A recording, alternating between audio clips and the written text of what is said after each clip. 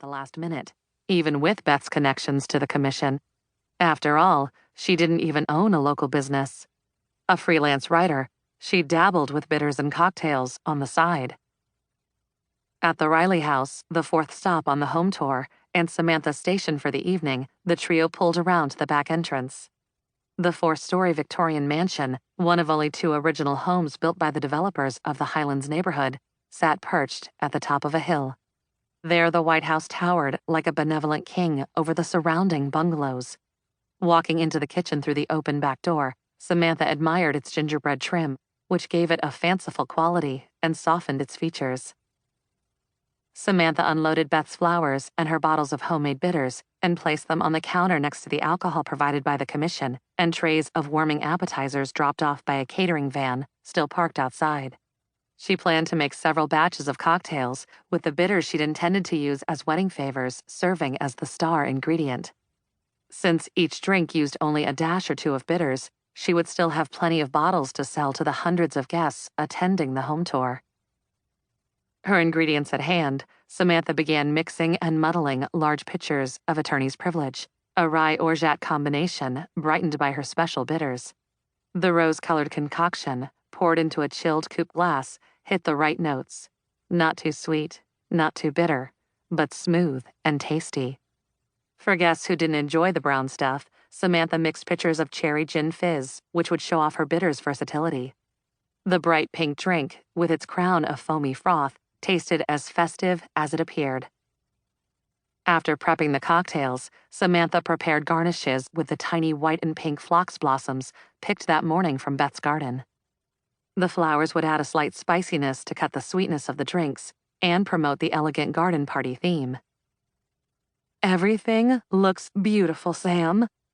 Marissa laid out the last of the glassware and took a sip of a gin fizz. "And tastes delicious." Their preparations finished, Beth, who occasionally worked with the Historic Commission, insisted on giving Marissa and Samantha a tour of the home. The owners, who lived most of their time in a palatial loft downtown, rented the home out for weddings and other special events, but always allowed it to be included in the Commission's annual home tour.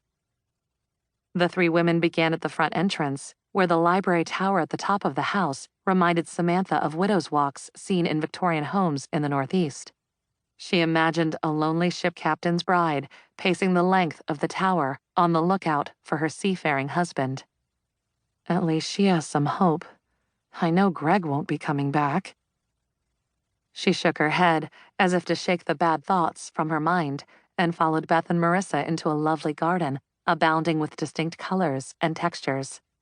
Beth pointed out sunflowers, foxglove, and ranunculus blossoms and explained that the garden bloomed at all times throughout the year. The 3 women walked around the wraparound porch, already twinkling with fairy lights, and headed toward the front entrance. The home opened into a grand foyer with rich green velvet drapes and delicate floral wallpaper. The adjacent parlor was smaller and cozier. A short hallway led to the dining room, which featured a hand-carved oak table and a music room to the left, outfitted with a grand piano and a golden harp. Finished with the tour, the 3 friends walked back into the kitchen to make their last preparations. As Samantha stirred her final batch cocktail, a tall man with wavy salt and pepper hair and a 200-watt smile sauntered into the kitchen. It was Bob Randall, president of the Historic Commission. "Oh, Beth, there you are. And these must be your friends." Bob offered Samantha a firm handshake. "Everything looks great. We appreciate you filling in on such short notice." Samantha pegged Randall as a rye drinker and offered him the attorney's privilege. "Care for a cocktail?" "Delicious." He downed it in one gulp. "Now, pardon me."